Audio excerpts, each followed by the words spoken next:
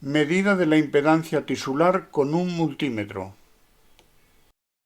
Para ayudar a un compañero que me plantea el tema de que él no tiene un osciloscopio para medir la impedancia de los tejidos corporales, pero sí tiene un multímetro.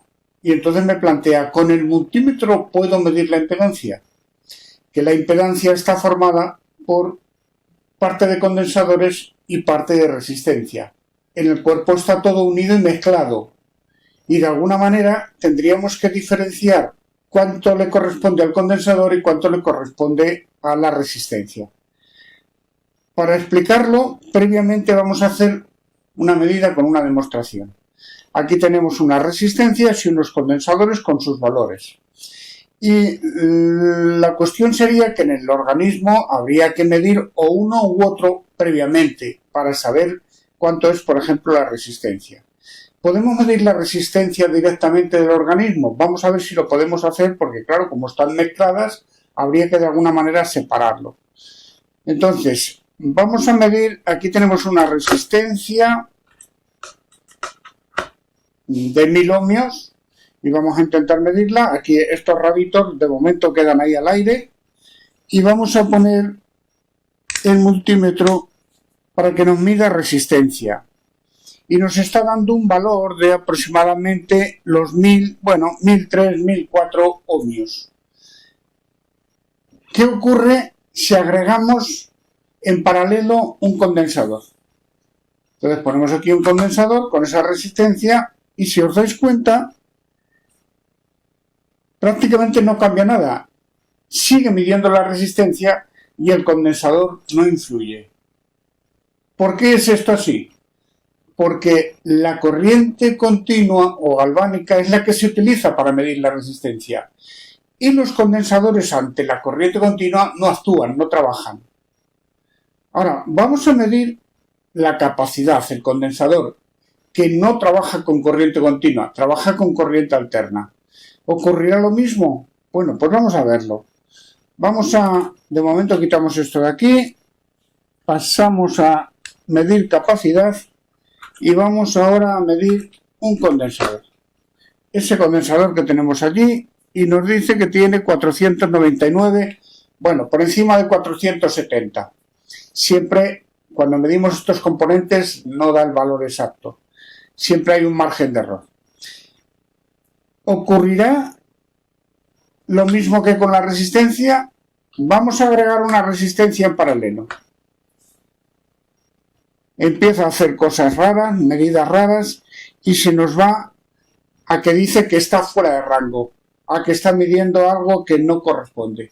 Luego, si pretendemos medir el condensador o la parte capacitiva de los tejidos corporales, nos va a dar valores que no son reales. Los podemos utilizar, hay multímetros que lo miden, pero nos dará valores que no son reales. Entonces, lo que sí es real es el valor de la resistencia, aunque esté en paralelo un condensador. Pero si pretendemos medir un condensador estando mezcladas resistencias, los valores que nos dé van a ser valores raros y extraños. Una vez que hemos demostrado esto, ahora vamos a explicar cómo se puede medir la impedancia de los tejidos corporales teniendo como herramienta solamente un multímetro. Una vez hecha la demostración, vamos a seguir con un método para encontrar la impedancia de un paciente, ¿no? De tal manera que en este circuito tenemos aquí esta zona que representaría un paciente con un valor de resistencia conocida, que lo hemos medido, y un valor de un condensador que si lo medimos nos va a dar valores erróneos. Entonces es mejor no medirlo y calcularlo. Matemáticamente lo vamos a calcular. Aquí tenemos un generador que es de corriente alterna, que hemos puesto 4000 hercios, como por ejemplo la portadora de media frecuencia más habitual, que la podemos tener en los estimuladores. Y se aplica en modo VC con 10 voltios. Y un medidor de voltaje que no es necesario porque sabemos que se aplican 10 voltios, pero bueno, a la hora de la práctica sí sería bueno poner un medidor de voltaje y decir voy a aplicar 10 voltios, por poner una cifra que sea redonda y fácil de hacer cálculos con ella. Pero un elemento que sí es fundamental es este, que es un medidor de intensidad, que tiene que trabajar en la alterna. Y este medidor de intensidad nos va a medir la intensidad que circula por el circuito, por todo el conjunto, tanto resistencia como capacitancia. Lo cual significa que si contemplamos los dos, estamos tratando de calcular la intensidad que circula por la impedancia. Una vez que ya tenemos esto, corremos la simulación y obtenemos lo siguiente. Vemos que la onda de voltaje pues aplican 10 voltios, alcanza el máximo de 10 voltios. Los multímetros no leen la de pico, los multímetros leen valores RMS. Pero bueno, aquí podemos tomar como referencia valores de pico, porque al final los cálculos en RMS o de pico es lo mismo, porque los aumentamos o los disminuimos en la misma proporción. Pero el valor RMS es el valor de pico menos raíz cuadrada de 2. Entonces eso habría que aplicarlo en las dos ondas, pero bueno, no es necesario. La cuestión es que la intensidad nos dice que está circulando 112 miliamperios por todo el circuito. Una vez que tenemos esto, nosotros vamos a tener que trabajar con un triángulo que sería el triángulo de intensidades. Este triángulo va a estar formado, que yo ya lo tengo medio preparado, por la intensidad que le corresponde a la resistencia, que sería 10 voltios dividido entre 100 ohmios, nos va a dar 0,1 amperio, es decir, 100 miliamperios. Entonces, pues va a coincidir que aquí tenemos 100 miliamperios. Y va a estar representado en un vector horizontal, es decir, paralelo a la abscisa. A 90 grados va a haber otro vector que no conocemos todavía su valor, que yo he copiado y he pegado. Lo único que le he hecho ha sido angularlo a 90 grados. Sabemos que va a estar por ahí, pero no lo conocemos. Y hay otro que sí sabemos que va a ser un vector de 112 miliamperios.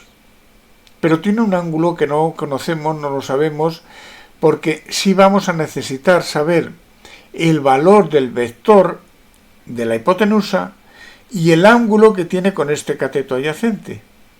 Vamos ahora a recomponer este triángulo, vamos a formar un triángulo partiendo de lo siguiente. Nos venimos a esta página, micalculadora.net, que pondré en las explicaciones, donde tenemos una calculadora para ángulos, lados y áreas de los triángulos. Y nos encontramos con lo siguiente. Lo primero es que metiendo 3 datos aquí, a partir de 3 datos ya es capaz de resolver todos los demás. Este ángulo, ya lo sabemos, este ángulo, el B, tiene que ser un ángulo de 90 grados. Luego vamos a empezar por poner ahí un ángulo de 90 grados. 90 grados. El lado C también lo tenemos, que este lado C era de 100 miliamperios. 100 miliamperios. Y el lado B era de 112 miliamperios. 112 miliamperios. Y este lado A, pues lo vamos a quitar porque no procede. Entonces ya tenemos 3 elementos que hemos rellenado.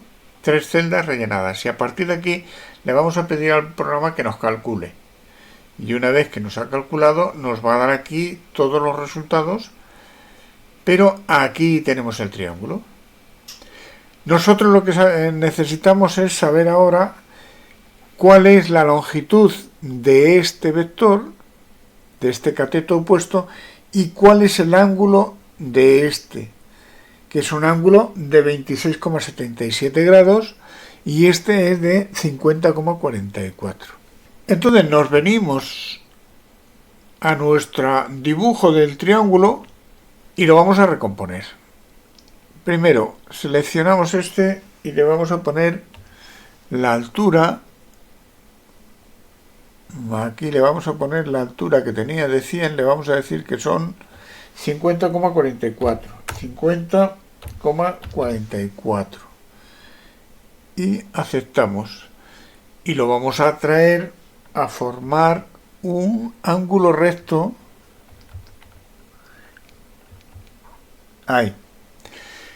Y ahora ya este tiene que coincidir. A ver.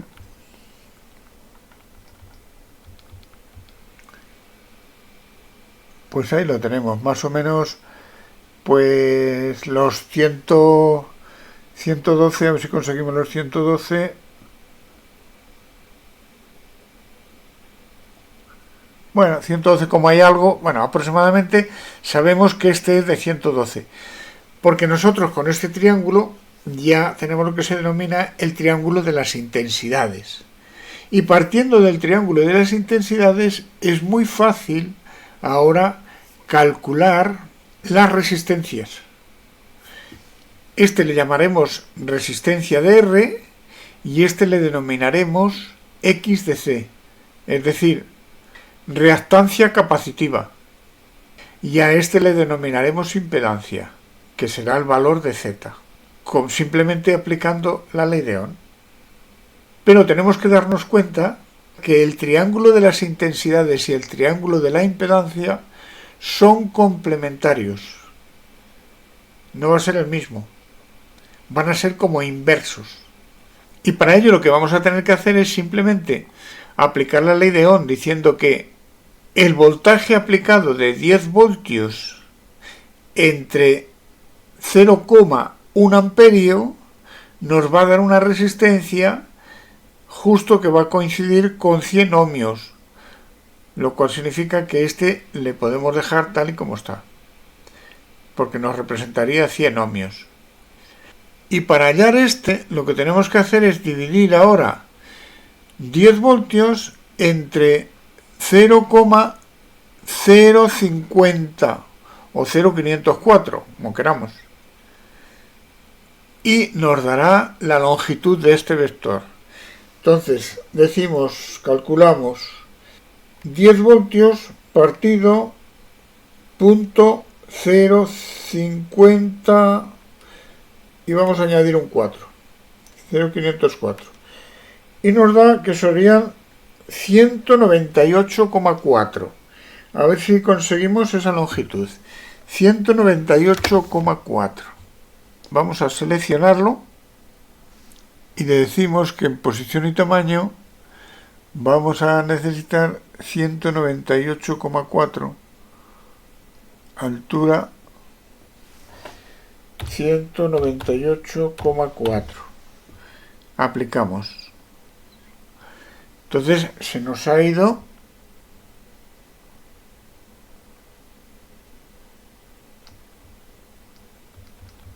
ahí. ¿Qué significa esto? Que se nos ha salido.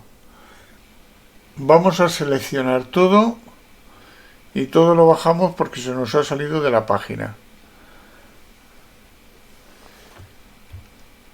Lo reducimos hasta que veamos que entra ahí. Entonces ya tenemos que este vector es mucho más alto y ahora simplemente lo único que tenemos que hacer es que que lo podríamos calcular también, pero no es necesario, simplemente ahora mismo nosotros lo seleccionamos y lo arrastramos desde este punto hasta arriba,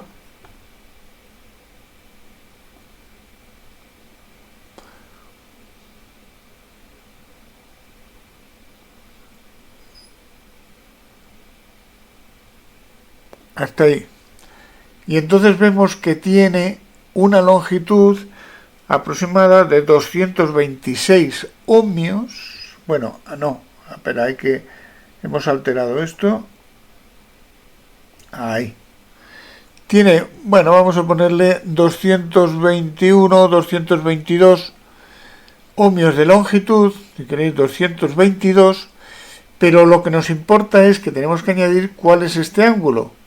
Si antes era 26, pues tiene que ser su complementario hasta los 90. Pero aquí tenemos la posibilidad de averiguarlo. Ángulo es un ángulo de 62,9, bueno, 63 grados. Tendríamos 63 grados. Tendríamos 222 ohmios con 63 grados de inclinación o de desfase, como realmente se tiene que indicar. Sabemos que 100 ohmios era de la resistencia y 198,4 del condensador. Esto ahora podemos comprobarlo.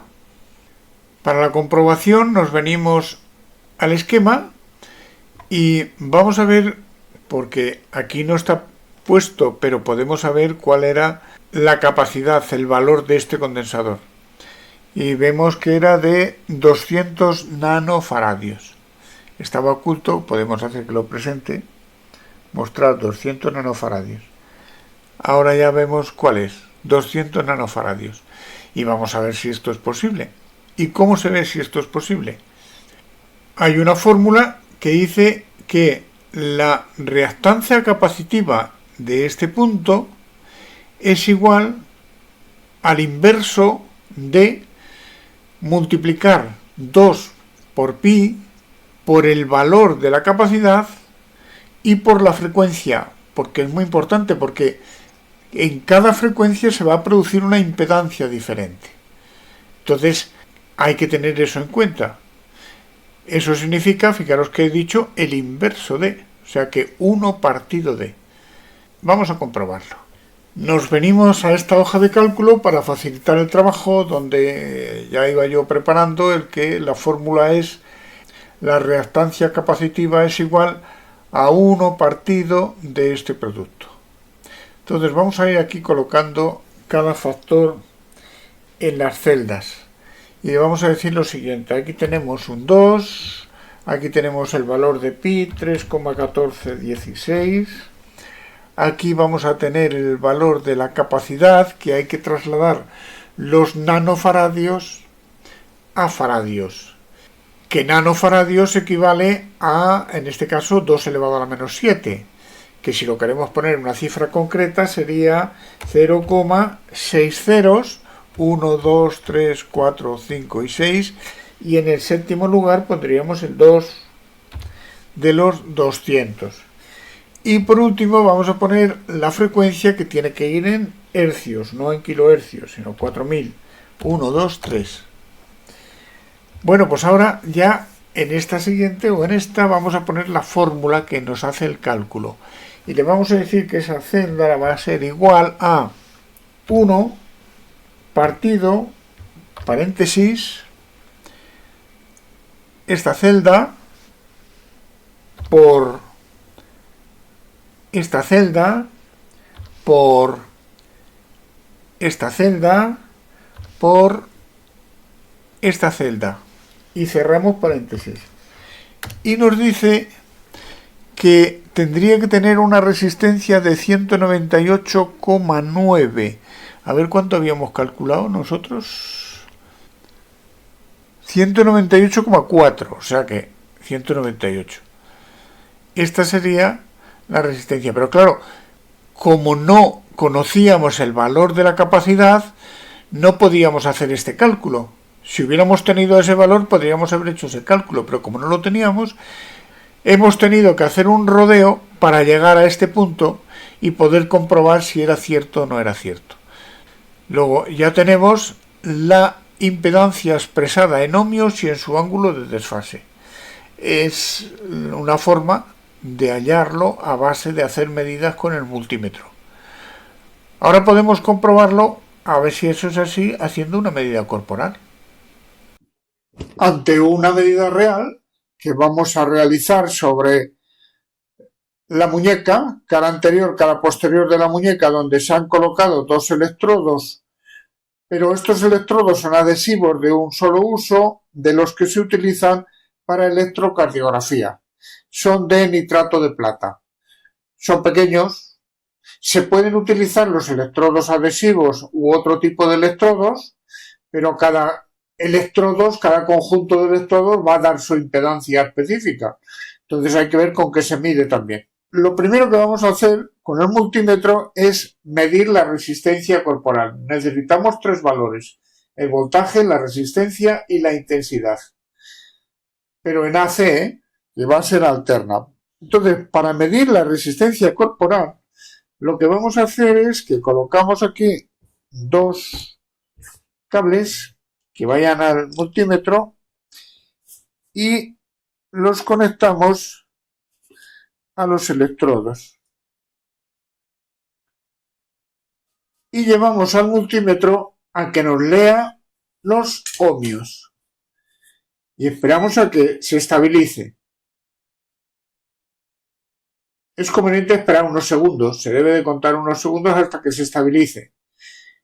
Y hay una tecla, suelen tener una tecla, que es la tecla de Horn, o la tecla que está marcada con una H, que es conveniente pulsarla para que se estabilicen los datos y poder leer sin oscilaciones. Y entonces nos dice que tenemos 7,562 megaohmios. 7,562 megaohmios. Vamos a medir esto, lo anotamos. 7,562 megaohmios. Megaohmios, que eso es importante, son millones de ohmios. Una vez que hemos medido la resistencia, ahora tenemos que aplicar una corriente alterna, senoidal, perfecta, y vamos a utilizar la corriente de Koch, mejor dicho, la portadora de la corriente de Koch, sin frecuencia de modulación, en 2500 hercios. Y muy importante, en modo VC, voltaje constante, para que elevamos un voltaje y se mantenga ese voltaje. Bueno, un cable lo vamos a dejar por aquí. Lo que tenemos que hacer ahora es dos cables que vienen del estimulador, que ya está medio preparado, los colocamos aquí y lo ponemos en voltaje, pero que nos lea voltaje, le damos a selección AC, voltaje AC, no voltaje DC, y elevamos el mando de intensidad en la máquina hasta que ahí nos indique más o menos. Está en 12, vamos a bajar. Bueno, por ejemplo, ahí, una vez que veamos que se ha estabilizado, le dejamos en ese valor y lo fijamos para tomar nota. Entonces tiene 10,663 voltios. 10,663 voltios. Lo dejamos ahí. El estimulador no se toca, se le deja tal y como está. No se anda reduciendo la intensidad ni elevándola, se deja ahí. Y entonces ya ahora lo que vamos a tener que hacer es el tercer proceso, que es medir la intensidad, pero en AC. Y para medir la intensidad, uno de los cables viene directamente desde el estimulador a un electrodo, a cualquiera de los dos. No hay polaridad, no importa. Y hay que tener mucho cuidado cómo se mide la intensidad, porque como se haga mal, quemamos el multímetro.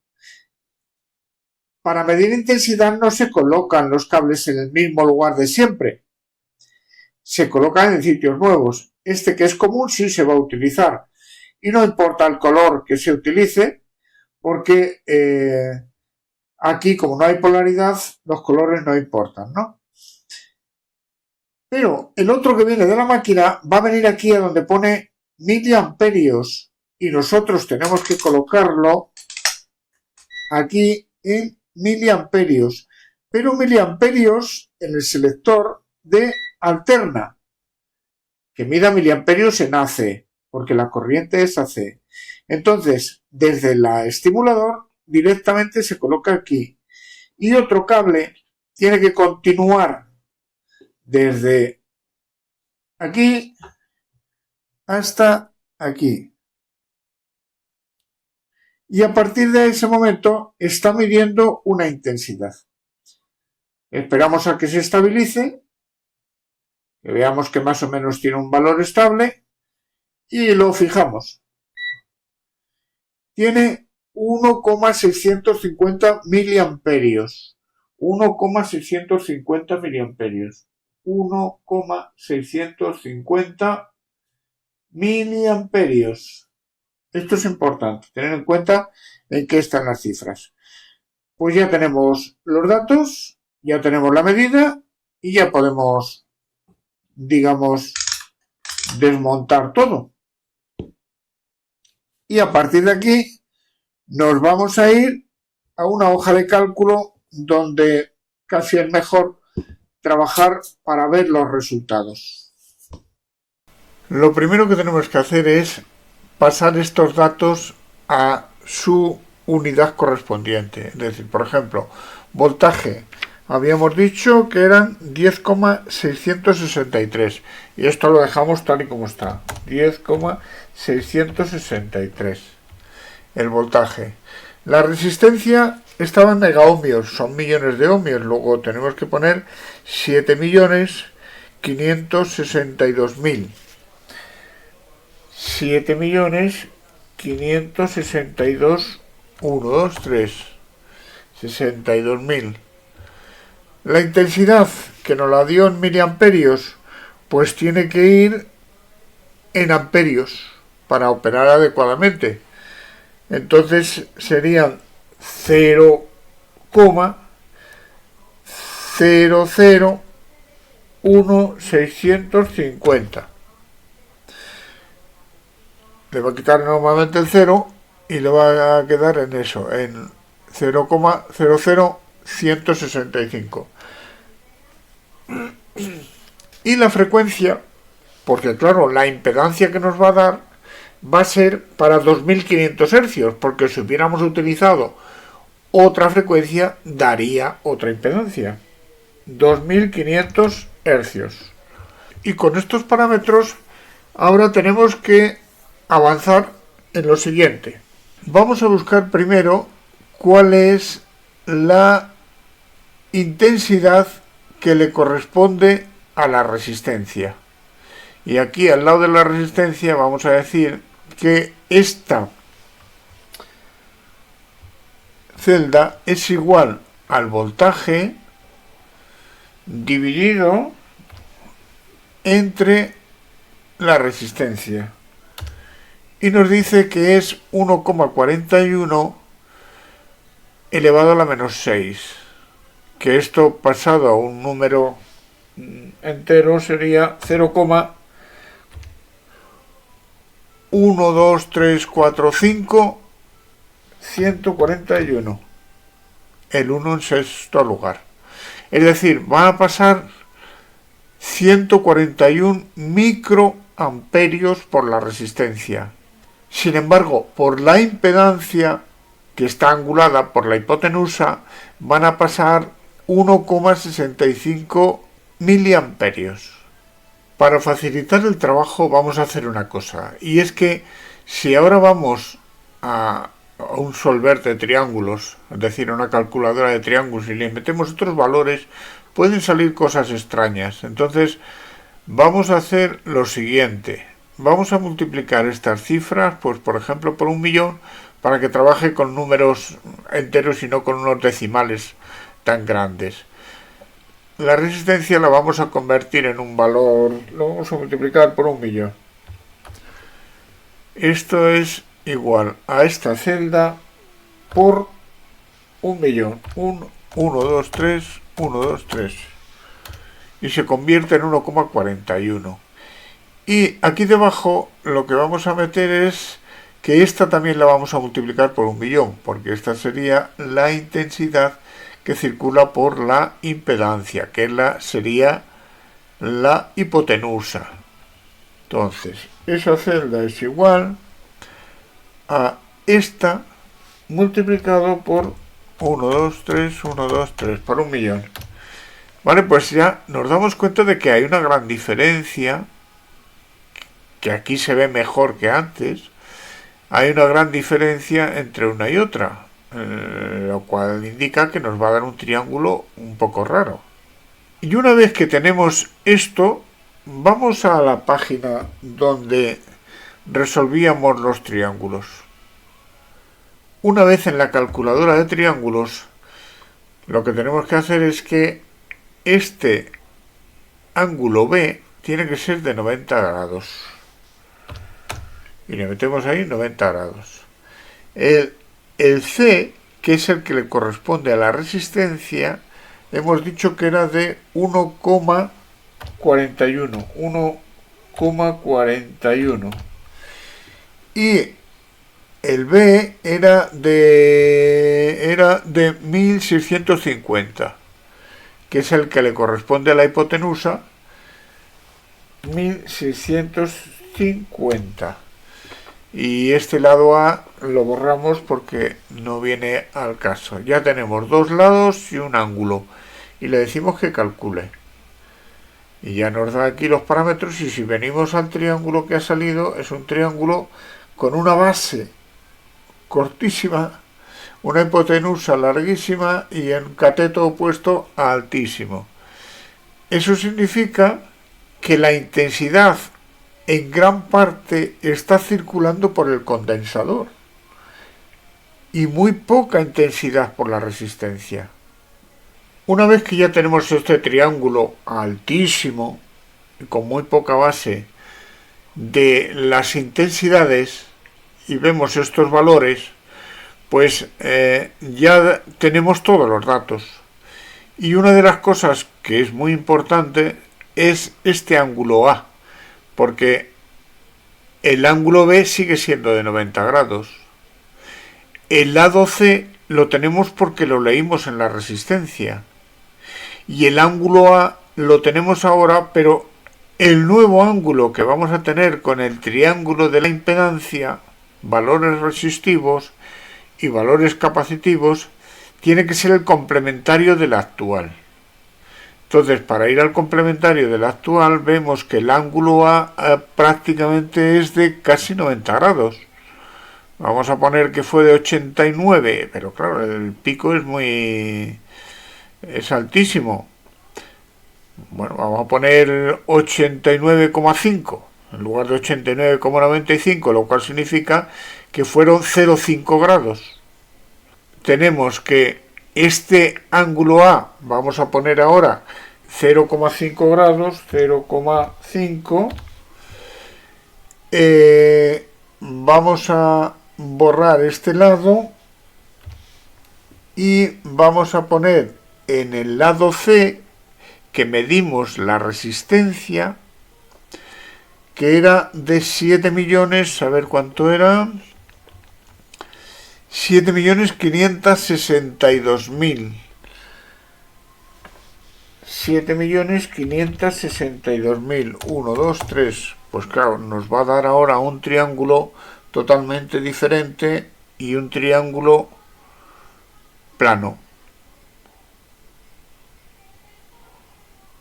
Vemos ahora un triángulo donde la resistencia es altísima, la reactancia capacitiva es muy baja, lo cual significa que, claro, toda la intensidad se colaba por aquí, toda la intensidad circulaba por el condensador y muy poquita intensidad por la resistencia, porque la resistencia era muy alta comparada con la reactancia capacitiva. Toda la energía prácticamente circulaba por el condensador. Entonces la impedancia va a ser de 7.562.000, un poquito por encima de lo que fue la resistencia. La hipotenusa sería el valor de la impedancia, lógicamente un poco por encima de la resistencia. Resultados que se han obtenido con este tipo de electrodos, pero si se mide con otro tipo de electrodos, puede dar otro resultado muy diferente. Entonces, la impedancia va a depender de la frecuencia que se va a aplicar y también va a depender del tipo de electrodos que se utilicen. Muy importante que la corriente empleada sea senoidal pura, que no sea cuadrangular. ni triangular. Bueno, pues esta sería la forma de hacer una medición de la impedancia disponiendo de un multímetro. Hay otro factor que hay que tener en cuenta, que el voltaje que hemos leído se mantenga durante la aplicación, porque si no es estabilizado se va a venir abajo. Entonces habría que medir el voltaje a la vez que se hace la medición de la intensidad para corregir los valores. Si el aparato que lo aplica está estabilizado en voltaje, no habrá problema, es así. Pero si el aparato se nos viene abajo al aplicarlo, es decir, cae también el voltaje, pues hay que corregir el voltaje, el valor del voltaje. Tema complicado, esto de medir la impedancia con un simple multímetro se complica bastante y es más fácil medirlo con un osciloscopio. En la página web de electroterapia.com puede localizarse esta hoja de cálculo que se puede uno bajar a su propio ordenador, donde aquí se puede calcular la impedancia pero utilizando el osciloscopio, de tal manera que si se indica el voltaje leído en AC, en corriente alterna, la intensidad leída en todo el circuito en corriente alterna, hay que indicar el periodo de la corriente correspondiente a la frecuencia y hay que indicar el tiempo de desfase. Claro, ese tiempo de desfase en el osciloscopio se puede leer, con un multímetro no se puede leer. Entonces, si se meten estos datos, nos va a dar todos los que corresponden al triángulo de la impedancia y luego aquí tendríamos los correspondientes al triángulo de las intensidades. Y es interesante también utilizar esta plantilla. Bueno, pues con esto espero haber aportado información suficiente para que a algún compañero que le pueda interesar medir la impedancia, que yo recomiendo que sea con el osciloscopio, pero si no tienen esa herramienta y tienen un multímetro, pues también se puede hacer con más esfuerzo y con más elaboración. Hay que entender todo el proceso, pero también puede hacerse.